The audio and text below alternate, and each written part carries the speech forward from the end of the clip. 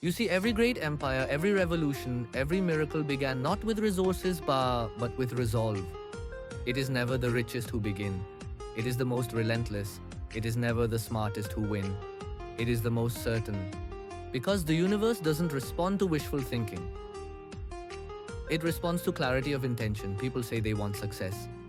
But do they really? They say they want freedom. Yet they fear responsibility. They say they want change. But they cling to their excuses like lifeboats. And so they remain stuck. Not because destiny is cruel, but because their habits are stronger than their hope. You will never rise above the standards you set for yourself. If your mind accepts mediocrity, your reality will build walls to protect it. If your spirit accepts struggle, your days will mirror that belief. But if your heart refuses to settle, if you hold the image of victory with unshakable faith, then every atom in the universe begins to rearrange itself to serve you. Napoleon Hill called it definiteness of purpose. It is the difference between drifting and direction. The drifter wakes up and asks, "What will today bring?" The visionary wakes up and says, "This is what I will create today." Most people drift through life waiting for things to get easier. They don't realize that ease is the enemy. Pressure is the birthplace of strength. Resistance is the sculptor of greatness. Every struggle you face is not punishment, it is preparation. The truth is, success is not meant for everyone. It is meant for the few who are willing to burn for it. For those who are willing to sit in the fire of failure without losing faith. For those who are willing to look at their broken plans and say, "I will rise again." Look back at history. Lincoln lost election after election, yet became one of the greatest presidents ever to live. Edison failed over 10,000 times before the light bulb worked. Colonel Sanders was rejected by 1,009 restaurants before one said yes. And Disney, the man who built magic, was fired from his first job for lacking imagination. Every one of them had a reason to quit. Every one of them had critics, setbacks, and sleepless nights. But they understood one truth. Temporary defeat is not permanent failure. They treated failure as feedback, not as a full stop. Most people fail because they take failure personally. They think it means they are not enough. But failure is not the enemy. Fear is. Fear convinces you to stop trying. Fear whispers that it's safer to stay small. But nothing about your creation was meant to be small. You were not born to blend in. You were born to build. The difference between ordinary and extraordinary is simple. Extra effort, repeated endlessly. When everyone else stops, you keep going. When everyone else complains, you get creative. When everyone else settles, you sharpen. Understand this, Adha. The journey to success is a mirror.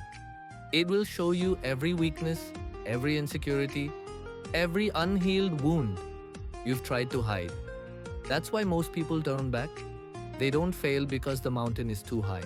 They fail because they can't handle seeing who they really are on the climb.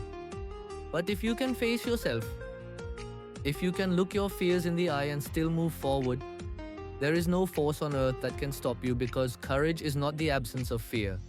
It is the decision that something else matters more. The successful do not run from pain. They use it. They don't escape failure. They extract lessons from it. They don't ask for a lighter load. They grow stronger shoulders. Remember this. The diamond is born in pressure, the sword is forged in fire, and the eagle learns to fly by facing the storm. So why do you expect your greatness to come in comfort? Most people are waiting for the motivation to start.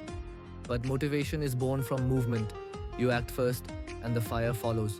You take one step, and the next appears. Faith is not seeing the whole staircase.